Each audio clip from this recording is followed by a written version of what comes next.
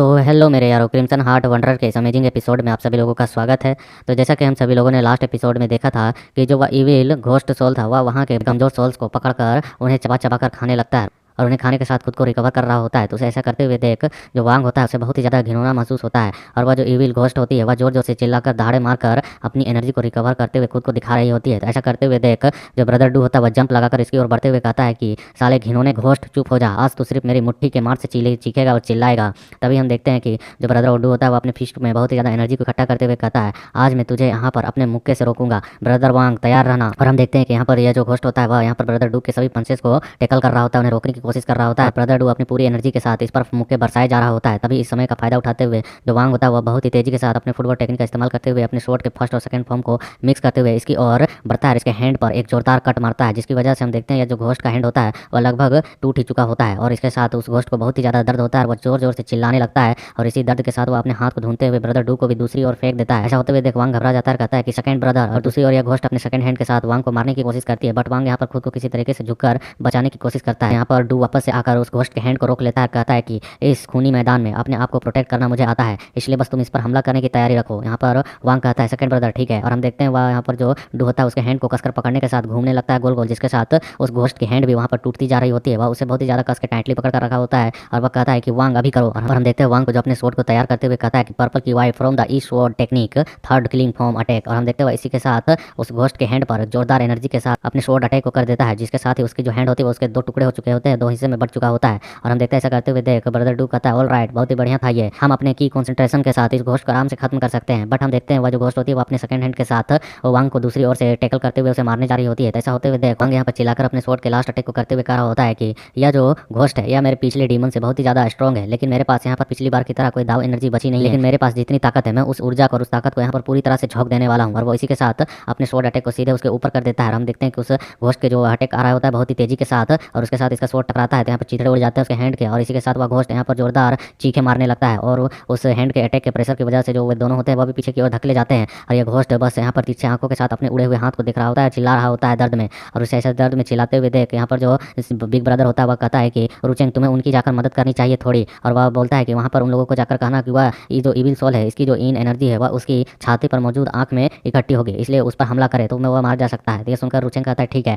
और हम देखते हैं ये दोनों खुद को संभालते हुए उस कस्बे से बाहर निकल रहे होते हैं जहाँ पर गिरे होते हैं और वहाँ पर खांसते हुए वांग कहता है कि सेकंड ब्रदर आप ठीक है ना, आप अपने ब्लड को बर्न करना बंद करें, आप अपने ब्लड एसेंस को इसी तरह से बर्न करके अपनी एनर्जी को बढ़ाते रहेंगे तो ये आपके बेस को खत्म कर देगा कल्टीवेशन के। सुनकर डू उठते हुए कहता है कि तुम्हें इसकी चिंता करने की आवश्यकता नहीं है, भले आज मेरे यहाँ खून की हर एक कतरा जल जाए लेकिन मैं इस घोस्ट से लड़ूंगा और इसे खत्म करूंगा। और हम देखते हैं तभी यहाँ पर वह देख लेता है कि वह जो घोस्ट होती है वह वांग को खाने के लिए तैयार होती है, वह खाने जा रही होती है। वांग कहता होता है कि आखिरकार वह भूत कहाँ गया, वह घोस्ट मुझे सामने नजर नहीं आ रहा है। तभी डू जो होता है वह यहाँ पर बहुत ही तेजी के साथ एक्ट करते हुए वांग को दूर हटाकर उस घोस्ट के माउथ को पकड़ते हुए उसे चीरने लगता है और कहता है उस घोस्ट से तुम कमीने, तुम्हारी हिम्मत कैसे हुई मेरे ब्रदर को चोट पहुंचाने की कोशिश करने की। और वह चिल्लाते हुए कहता है वांग इसे खत्म करो। जो वांग होता है वह बहुत ही तेजी से इसके पैर को काटने के लिए इसकी ओर बढ़ता हुए कहता है कि ठीक है। और हम देखते हुए एक सर्कल फॉर्म में अपने स्वॉर्ड के साथ आगे की ओर बढ़ रहा होता है ताकि यह बहुत ही तेजी के साथ उसके पैर को काटकर उसे गिरा सके। वह इतनी तेजी के साथ अपने स्वॉर्ड को चला रहा होता है जिसकी वजह से हम देखते हैं उस घोस्ट के पैर में एक जोरदार और एक गड्ढा कट भी लगता है, लेकिन वह उसके पैर को पूरी तरह से नहीं कट पाता है और उसकी जो स्वॉर्ड होती है वह भी वहाँ पर टूट चुकी होती है। और इसी के साथ जो वह घोस्ट होता है वह अपने किक के साथ जोरदार किक मारता है वांग को और उसे दूर की ओर धकेल देता है। दूसरी ओर वह डू को भी अपने सेकंड हैंड के साथ दूर की ओर झटक देता है और वह दर्द में वहीं पर चिल्ला रहा होता है।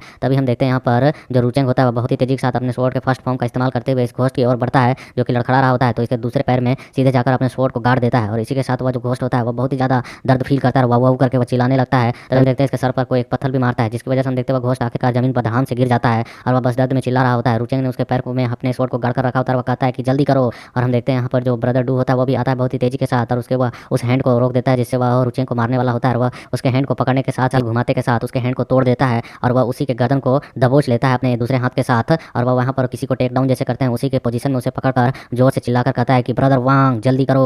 और हम देखते हैं जो यहाँ पर वांग होता है वो बहुत ही तेजी के साथ अपने टूटे हुए स्वॉर्ड के साथ इसकी ओर बढ़ते हुए कहता है कि हाँ यही समय है। और वह अपनी सारी एनर्जी लगाने के साथ उस घोस्ट के छाती पर आई बनी होती है उसमें अपने स्वॉर्ड को गाड़ देता है, जिसके साथ हम देखते हैं वह जो घोस्ट होती है वो बहुत ही जोर से चीख रही होती है, चिल्ला रही होती है और ये तीनों अपनी पूरी जान के साथ उसे पकड़ कर रखे होते हैं, उसके मरने का इंतजार कर रहे होते हैं। बट जो वो घोस्ट होती है वो बस दर्द में बरहाल चिल्लाए जा रही होती है, चिल्लाए जा रही होती है, बट यह मर नहीं हो रही होती है। तो ऐसा होते हुए देख वांग को भी कुछ शक होता है। वांग कहता है कि आखिरकार हो क्या रहा है, ये और भी ज्यादा एग्रेसिव हो रहा है मरने की बजाय। तो यहाँ पर देखते हैं यहाँ पर रुचेंग कहता है कि बड़े भाई ने तो ऐसा ही कहा था कि इसे यहीं पर मारना चाहिए। और हम देखते हैं यहाँ पर जो डू होता है उसे भी परेशानी होने लगता है क्योंकि यह monster अपने जबड़े को और भी ज्यादा खोलकर जोर जोर से दहाड़े मार रहा होता है। वो किसी सिचुएशन में देखकर जो बिग ब्रदर लिंग होता है वो कहता है कि डैम यहाँ पर मनी इविल इन इकट्ठा हो रही है और इसके साथ हेवन के दुष्ट आत्माएं निकल रही हैं, अर्थ एंड हेवन को उलट रही हैं। लाइफ एक धागे से जुड़ी हुई है, या तो इसी के साइंस को दिखा रही है। और वह चिल्लाते हुए इनकी ओर बढ़ते हुए कहता है कि इस घोस्ट की छाती पर इसकी जो आई बनी हुई है वह इसका कोर एरिया नहीं है, बल्कि, और वह अपने हेयर पिन को निकालते हुए चिल्लाकर कहता है कि बल्कि इसके सर पर जो यहाँ पर सिक्के लगे हुए हैं उस चौकोर छेद में इसकी कोर है। और हम देखते हैं वह जंप लगाकर बहुत ही तेजी के साथ उस कोर पर अटैक करने के लिए बढ़ता है। हम देखते हैं इन बंदों की जिसकी हालत खराब हो रही होती है, चिल्लाकर अपनी जान लगाकर उस घोस्ट को पकड़े हुए होते हैं, दबाए रखे हुए होते हैं। और वो घोस्ट जो होती है वह पूरी जान लगाकर इनसे खुद को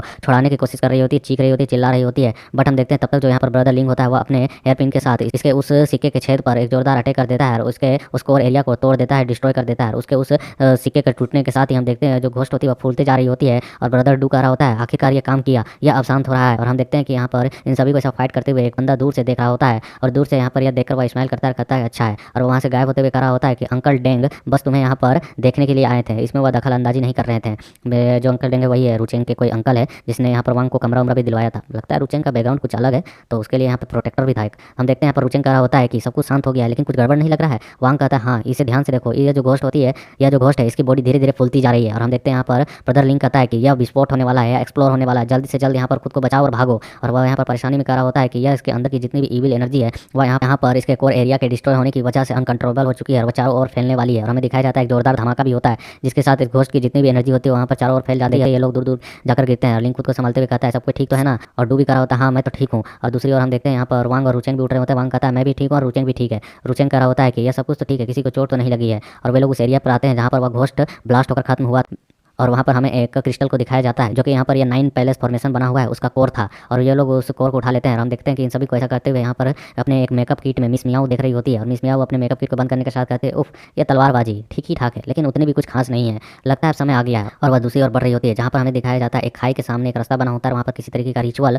हो रहा होता है जो कि वहाँ पर किसी को बुलाने का काम कर रहा होता है। हम देखते हैं वहाँ पर एक कॉफिन खुलती है, जिसे खुलते हुए देख मिस मियाओ कहती है कि थर्ड एल्डर आपका रिस्पेक्टफुली तौर पर स्वागत है, इन्वाइट है आपको। और हम देखते हैं यहाँ पर जो वह कॉफिन खुलती है तो उसके अंदर से एक बहुत ही ज़्यादा कमजोर और बुढ़ा जैसा कोई मरियल शरीर निकलता है। और उसे निकलते हुए देख वहाँ पर जिस रिचुअल को परफॉर्म करने वाले लोग होते हुए कह रहे होते हैं कि भूतिया नदी के तल पर नीले झरनों की खाई और दिव्य पुरुष जो कि संसार में लौट आए हैं जो कि मानव जाति पर अपना अंधकार डालेंगे। और हम देखते हैं इसके साथ हमें उस बंदे को दिखाया जाता है जिसके पीठ पर कई सारे कील भी लगे होते हैं, वो अपने हाथ में कील को पकड़े हुए होता है। और इसके बारे में बताया जाता है कि यह व्हाइट बोन हार्ट के थर्ड एल्डर ऑफ द दाव है। और हम देखते हैं वह उस खाई के किनारे पर आने के साथ अपने दोनों हाथों को फैलाकर कहता है कि ट्रिब्यूट। और इसके कहने के साथ हम देखते हैं वहाँ पर जितने बंदे होते हैं वो अपने गले को अपने चाकू के साथ काटने लगते हैं और खुद को यहाँ पर सेक्रीफाइस कर देते हैं और वह हंसते हंसते वहाँ पर मर रहे होते हैं और उस खाई में गिर रहे होते हैं। ऐसा होते हुए देख मिस मियाओ कहती है कि थैंक यू फॉर एल्डर। और जो हम देखते हैं लास्ट वाला जो एल्डर होता है वहाँ पर कांपते हुए और कह रहा होता है ईश्वर आपको बुला रहा है, यहाँ पर लौट आइए। और हम देखते हैं इसके इसी तरह के रिचुअल्स को करने के साथ वो अपने हाथ में जिस पिन को पकड़ा होता है वह अपने खोपड़ी पर भी मार देता है खुद को और कहता है कि यह मेरे लिए ऑनर है, मेरे ऑनर को एक्सेप्ट करे। और हम देखते हैं ऐसा होने के साथ वहाँ पर उस खाई के अंदर से एक बहुत ही बड़ा घोस्ट हैंड निकलता है जिसके हाथों में कई सारे जंजीरें लगे हुए होते हैं जो कि उसे बांध कर रखी होती है। और वह बड़ा सा हैंड बाहर निकलने के साथ बंदे को दबोच लेती है और अपने साथ ले जाती है। और जाते हुए वह बड़ी सी हैंड कर रही होती है कौन है। और हम देखते हैं सुनने के साथ जो मिस मियाओ कर रही होती है कि आखिरकार आप आ ही गए दिव्य शक्ति।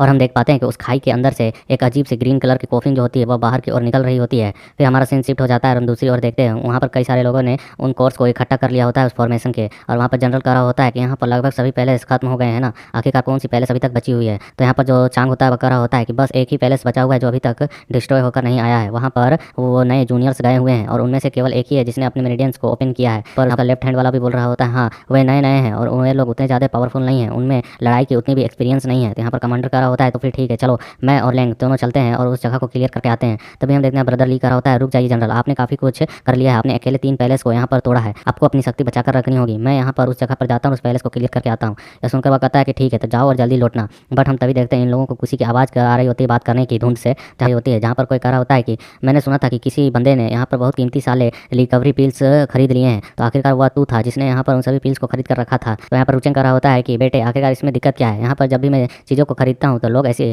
चर्चाएं जरूर करती हैं और इन पिल्स को खरीदा ये तो अच्छी बात है। तभी ये लोग यहाँ पर धुंध से बाहर की ओर आते हैं और वहाँ कहता है कि हम लोग आखिरकार वापस लौट आए हैं। और यहाँ पर वो लोग आते के साथ कमांडर को कहते हैं कि हमने अपने पैलेस को क्लियर कर दिया और वहाँ के कोर को भी लाया है। तो यहाँ पर चांग कहता है कि ठीक है टाइम वेस्ट बंद करो और जल्दी से जल्दी मुझे उस कोर को दो। और वह उस कोर को लेने के साथ वहाँ पर सेटअप करता है जहाँ पर हम देख पाते हैं कि टोटल 8 कोर्स आ चुके हैं, 8 पैलेस क्लियर हो चुके हैं, बस बीच में बना यह बैरियर वाला है जो कि अभी तक क्लियर नहीं हुआ है। और हम देखते हैं जो चांग होता है अपने किसी तरीके के टेक्निक्स को इस्तेमाल करने के साथ उस बैरियर को तोड़ने के लिए परफॉर्म करने लगता है एक फॉर्मेशन को, और वह कह रहा होता है यहाँ पर डिस्पेरियंस मतलब कि तितर बितर हो जाओ। और हम देखते हैं इसी के साथ वहाँ पर वह जो बैरियर होती है धीरे धीरे हटने लगती है और वे लोग उसकी ओर देख रहे होते हैं। और यहाँ पर डू कर रहा था आखिरकार इसके अंदर वास्तव में छुपा क्या होगा। जनरल कह रहा होता है कि मेरे कमांड्स के अनुसार चलो और सभी लोग अटैक करने के लिए तैयार रहो। जैसे ही वह बैरियर हटता है तो हम देखते हैं सभी लोगों की आंखें खुली की खुली रह जाते हैं जो ये सीन को देख पाते हैं, क्योंकि यहाँ पर एक बहुत ही बड़ा कॉफिन कैरेज मौजूद होता है जो कि एक किसी टावर की तरह लग रही होती है। और यहाँ पर सिक्कड़ के कुछ बने चेन्स भी होते हैं जो कि इसे बांध कर रखे हुए होते हैं। हमें दिखाया जाता है उस बड़े से कॉफिन टावर पर लिखा हुआ आता है कि घोस्ट गेट लैंग। और इसके इसी सीन के साथ यहाँ पर ये छोटा सा चैप्टर कंप्लीट होता है। So like share comment and support.